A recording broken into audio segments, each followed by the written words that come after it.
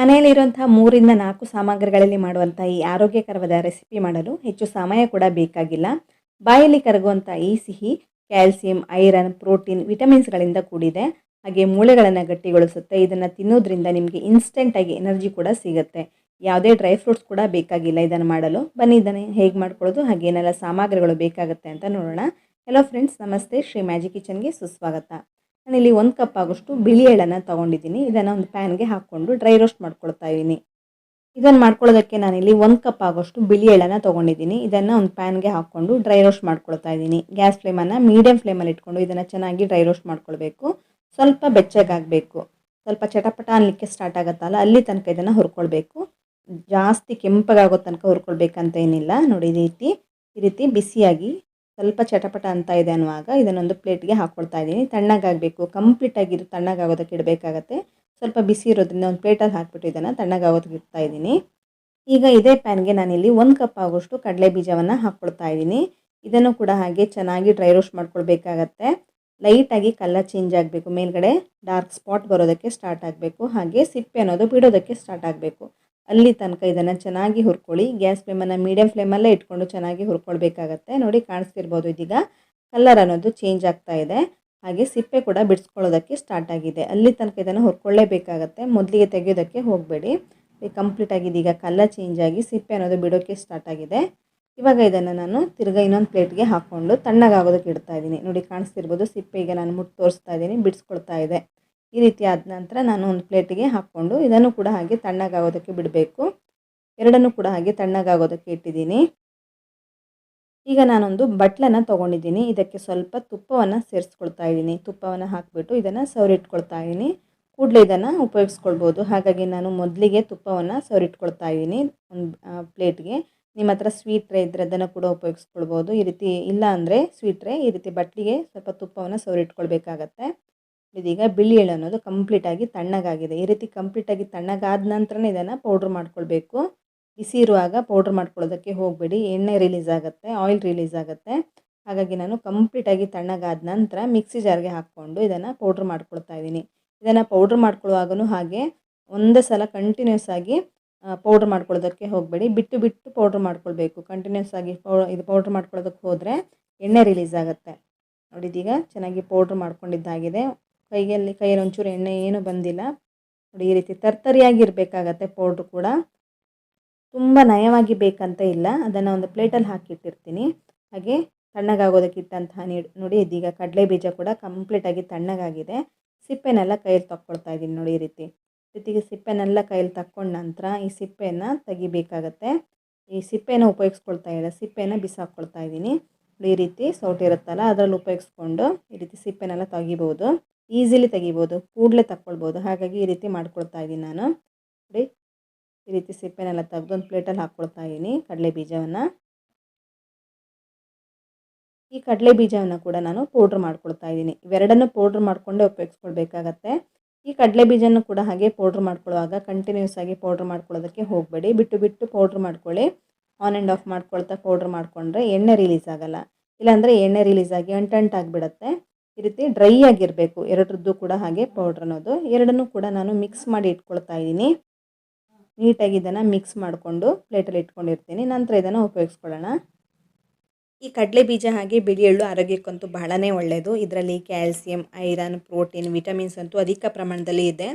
ಈ dry fruits ಎಲ್ಲ ತಂದು ತಿನ್ನೋದಕ್ಕೆ ಕಷ್ಟ ಅನ್ನೋರು ಈ ರೀತಿ ಕಡಲೆ ಬೀಜ ಹಾಗೆ ಬಿಳಿ ಎಳ್ಳನ್ನು ತಿನ್ಬೋದು. ಇದರಲ್ಲಿ ಹಲವಾರು ರೀತಿಯ ರೆಸಿಪಿಗಳನ್ನು ಮಾಡಿ ಕೂಡ ಸೇವಿಸ್ಬೋದು. ಮಕ್ಕಳು, ದೊಡ್ಡವರು ಎಲ್ರಿಗೂ ಒಳ್ಳೆಯದಿದು. ನೋಡಿ ಇದೀಗ ಅದನ್ನು ಸೈಡಲ್ಲಿ ಇಟ್ಟಿರ್ತೀನಿ, ಪೌಡ್ರನ್ನು ಮಿಕ್ಸ್ ಮಾಡ್ಕೊಂಡಿರೋದನ್ನು. ಈ ಒಂದು ಪ್ಯಾನ್ಗೆ ಒಂದು 4ರಿಂದ 5 ಟೇಬಲ್ ಸ್ಪೂನು ತುಪ್ಪವನ್ನು ಹಾಕಿಬಿಟ್ಟು ತುಪ್ಪ ಬಿಸಿ ಮಾಡ್ಕೊಂಡಿದ್ದೀನಿ. ತುಪ್ಪ ಹಾಕಿದ ನಂತರ ಇದಕ್ಕೆ ನಾನು ಬೆಲ್ಲವನ್ನು ಹಾಕ್ಕೊಳ್ತಾ ಇದ್ದೀನಿ. ನಾನಿಲ್ಲಿ 2 ಕಪ್ ಆಗೋಷ್ಟು ಬೆಲ್ಲವನ್ನು ಹಾಕ್ಕೊಂಡಿದ್ದೀನಿ. ಬೆಲ್ಲಕ್ಕೆ ಬೇಕಾದರೆ 1.5 ಕಪ್ ತನಕ ಹಾಕ್ಕೊಳ್ಬೋದು, ತುಂಬ ಸಿಹಿ ಬೇಡ ಅನಿಸಿದರೆ. ಅಥವಾ 2 ಕಪ್ ಕೂಡ ಹಾಕ್ಕೊಳ್ಬೋದು. ತುಂಬ ಜಾಸ್ತಿ ಸಿಹಿ ಬೇಕನ್ನೋರಾದರೆ 2 ಕಪ್ ಹಾಕ್ಕೊಳ್ಳಿ. ಇಲ್ಲಾಂದರೆ 1.5 ಕಪ್ ಬೆಲ್ಲ ಹಾಕ್ಕೊಂಡ್ರೆ ಸಾಕಾಗತ್ತೆ. ನಾನಿಲ್ಲಿ 2 ಕಪ್ ಬೆಲ್ಲ ಹಾಕ್ಕೊಂಡಿದ್ದೀನಿ. ಇದನ್ನು ನೋಡಿ ಇದೇ ರೀತಿ ಕರಗಿಸ್ಕೊಳ್ತಾ ಇದ್ದೀನಿ ತುಪ್ಪದಲ್ಲಿ. ಇದೀಗ ಕಂಪ್ಲೀಟಾಗಿ ಕರಗಿದೆ ತುಪ್ಪದಲ್ಲೇ ಬೆಲ್ಲ. ಗ್ಯಾಸ್ ಫ್ಲೇಮನ್ನು ಮೀಡಿಯಂ ಫ್ಲೇಮಲ್ಲೇ ಇದನ್ನು ಚೆನ್ನಾಗಿ ಕರಗಿಸ್ಕೊಂಡಿದ್ದೀನಿ. ನೋಡಿ ಈ ರೀತಿ ಚೆನ್ನಾಗಿ ಗುಳ್ಳೆ ರೀತಿ ಬರ್ತಾ ಇದೆ. ನೋಡಿ ಈ ರೀತಿ ಬರಬೇಕು, ಅಲ್ಲಿ ತನಕ ವೆಯ್ಟ್ ಮಾಡಿ. ಈ ರೀತಿ ಮಿಕ್ಸ್ ಮಾಡ್ಕೊಳ್ತಾ ಇರಿ. ಸೌಟಲ್ಲಿ ಈ ರೀತಿ ಮಿಕ್ಸ್ ಮಾಡ್ಕೊಳ್ತಾ ಇರಬೇಕು, ಇಲ್ಲಾಂದರೆ ತಳ ಹಿಡಿಯುತ್ತೆ. ಇವಾಗ ನಾನು ಪೌಡ್ರ್ ಮಾಡ್ಕೊಂಡಿದ್ದೀನಲ್ಲ ಅದೆರಡನ್ನು ಮಿಕ್ಸ್ ಮಾಡಿಕೊಂಡು ಇಟ್ಕೊಂಡಿದ್ದೀನಲ್ಲ ಅದನ್ನು ಸೇರಿಸ್ಕೊಳ್ತಾ ಇದ್ದೀನಿ. ಇದಕ್ಕೆ ಹಾಕಿಬಿಟ್ಟು ಕೂಡಲೇ ಇದನ್ನು ಮಿಕ್ಸ್ ಮಾಡ್ಕೊಳ್ಳಿ. ಫ್ಲೇವರ್ಗೋಸ್ಕರ ಬೇಕಾದರೆ ಏಲಕ್ಕಿ ಪೌಡ್ರನ್ನ ಸೇರಿಸ್ಕೊಳ್ಬೋದು. ಈಗ ನಾನು ಇದಿಷ್ಟನ್ನು ಚೆನ್ನಾಗಿ ಮಿಕ್ಸ್ ಮಾಡ್ಕೊಳ್ತಾ ಇದ್ದೀನಿ. ಗ್ಯಾಸ್ ಫ್ಲೇಮನ್ನು ಹೈ ಫ್ಲೇಮಲ್ಲಿ ಇಟ್ಕೊಳ್ಳೋದಕ್ಕೆ ಹೋಗಬೇಡಿ, ಮೀಡಿಯಮ್ ಫ್ಲೇಮಲ್ಲೇ ಇದನ್ನು ಚೆನ್ನಾಗಿ ಮಿಕ್ಸ್ ಮಾಡ್ಕೊಳ್ಳಿ. ತುಪ್ಪ ಬೇಕು ಅನಿಸಿದ್ರೆ, ಸ್ವಲ್ಪ ಡ್ರೈ ಅನಿಸಿದ್ರೆ ಇವಾಗ ಹಾಕ್ಕೊಳ್ಬೋದು. ನೋಡಿದೀಗ ಸ್ವಲ್ಪ ನಾನು ಮಿಕ್ಸ್ ಮಾಡ್ಕೊಳ್ತಾ ಇದ್ದೀನಿ. ತುಪ್ಪವನ್ನು ಒಂದು 2 ಟೇಬಲ್ ಸ್ಪೂನ್ ಹಾಕ್ಕೊಂಡಿದ್ದೀನಿ ನಾನಿಲ್ಲಿ. ನೋಡಿದೀಗ ಚೆನ್ನಾಗಿ ಅಂಟ್ಕೊಳ್ತಾ ಇದೆ, ಒಂದು ಮುದ್ದೆ ರೀತಿ ಆಗ್ತಾ ಇದೆ. ಈ ರೀತಿ ಆಗಬೇಕಾಗತ್ತೆ. ಈ ರೀತಿ ಆದ ನಂತರ ಕೂಡಲೇ ಗ್ಯಾಸ್ ಫ್ಲೇಮನ್ನು ಆಫ್ ಮಾಡ್ಕೊಳ್ತಾ ಇದ್ದೀನಿ. ತುಂಬ ಡ್ರೈ ಅನಿಸಿದ್ರೆ ತುಪ್ಪ ಸೇರಿಸ್ಕೊಳ್ಬೋದು ಈ ಹಂತದಲ್ಲೇ. ಈ ರೀತಿ ಆದ ನಂತರ ಗ್ಯಾಸ್ ಫ್ಲೇಮನ್ನು ಆಫ್ ಮಾಡಿಬಿಟ್ಟು ನಾನು ಮೊದಲಿಗೆ ರೆಡಿ ಮಾಡ್ಕೊಂಡು ಇಟ್ಕೊಂಡಿದ್ದೀನಲ್ಲ ಆ ಬಟ್ಲಿಗೆ ಇದನ್ನು ಸೇರಿಸ್ಕೊಳ್ತಾ ಇದ್ದೀನಿ.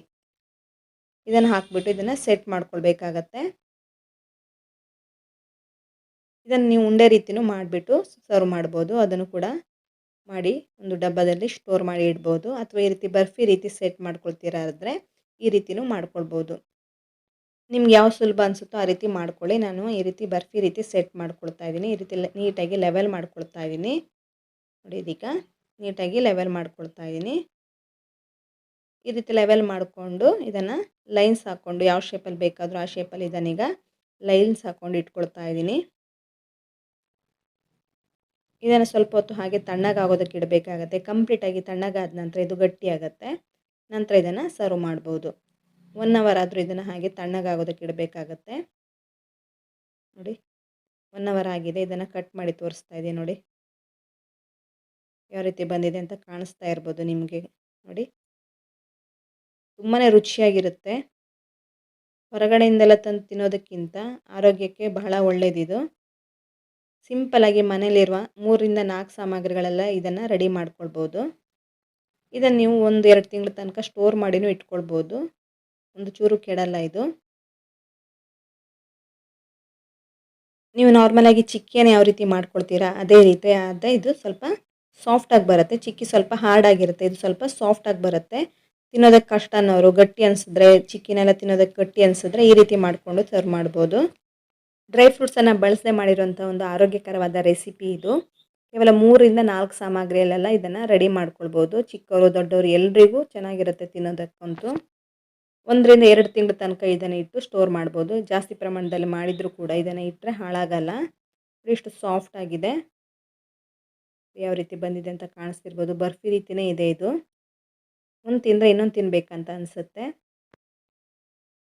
ನೋಡಿದ್ರಲ್ಲ ಫ್ರೆಂಡ್ಸ್, ಈ ಆರೋಗ್ಯಕರವಾದ ರೆಸಿಪಿನ ಹೇಗೆ ಮಾಡ್ಕೊಳ್ಳೋದು ಅಂತ. ನಾನು ಹಲವಾರು ರೀತಿಯ ರೆಸಿಪಿಗಳನ್ನೆಲ್ಲ ಶೇರ್ ಮಾಡ್ತಾನೆ ಇರ್ತೀನಿ. ಆ ರೆಸಿಪಿಗಳು ನಿಮಗೆ ಇಷ್ಟವಾಗ್ತಾ ಇದ್ದರೆ ನಿಮ್ಮ ಫ್ರೆಂಡ್ಸ್ ಹಾಗೂ ಫ್ಯಾಮಿಲಿ ಮೆಂಬರ್ಸೊಂದಿಗೆ ಶೇರ್ ಮಾಡಿ, ಹಾಗೆ ಲೈಕ್ ಮಾಡಿ, ಕಮೆಂಟ್ ಮಾಡೋದಕ್ಕಂತೂ ಮರೀಲೇಬೇಡಿ. ಇನ್ನಷ್ಟು ಹೊಸ ರೀತಿಯ ಅದ್ಭುತವಾದ ರೆಸಿಪಿಗಳೊಂದಿಗೆ ಸಿಗೋಣ. ಧನ್ಯವಾದಗಳು.